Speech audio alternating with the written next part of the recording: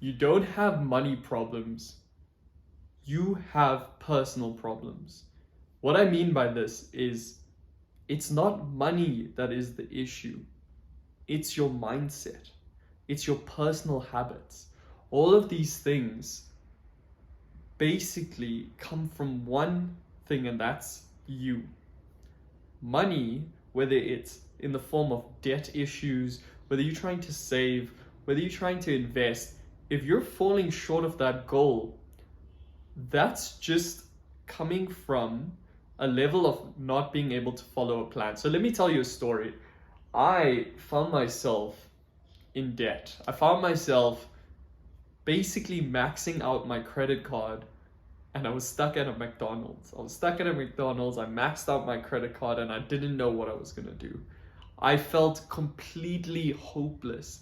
I thought, you know what, this whole like budgeting thing is impossible. I keep setting these goals, I keep creating the spreadsheet, and you know what, I track these things, but I find myself walking into the same issues again and again and again.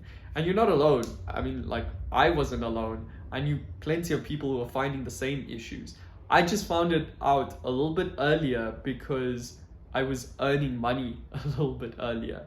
And I always was like driven to build a credit score and so on. So I was like, okay, let's apply for a credit card.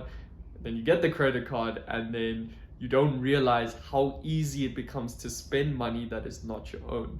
So I found myself racking up this debt, and it was tough. But again, I set a plan for myself and I tried to overcome it. I failed. It took a little bit of time, and I realized, okay, I've set this plan, I'm gonna put this amount of money towards paying it off, and I fell short. And I'll admit it, I had terrible habits. I used to just go and spend whenever I was feeling bad. I used to go and buy myself an ice cream when I wasn't feeling my strongest. When I did well, I bought like junk food to celebrate, and I didn't realize at the time, but I was really just fueling a bad behavior where you're consuming things that are really destroying you, and you're using it when you're feeling low, so you end up feeling lower. And I was using it when I was high, and not high, but like when I was on a life high, and it was destroying me, it was bringing me down. So again, I was finding myself being drawn further down, even in the good times and the tough times. So yeah, if you find yourself in the situation of debt, credit card debt, or just not being able to save, maybe you own a business and you find yourself going through rough months because it's a business, it's not consistent. The whole point of running a business is being able to handle that inconsistency. So really, if you're going through these things, it is just personal problems, because the plan, everyone will say you need a budget, everyone will say you need to plan. Did you think about this? Try and have like 10 steps ahead. Whether it's business or your personal money, having the plan is the easy part. Everyone has a plan, but it really comes down to your mindset, your discipline, and being able to follow through with this, and being able to change the triggers when it comes to spending. You may find yourself in an emotional state which will lead to you buying this thing because you've built that habit. These are the things you need to break down.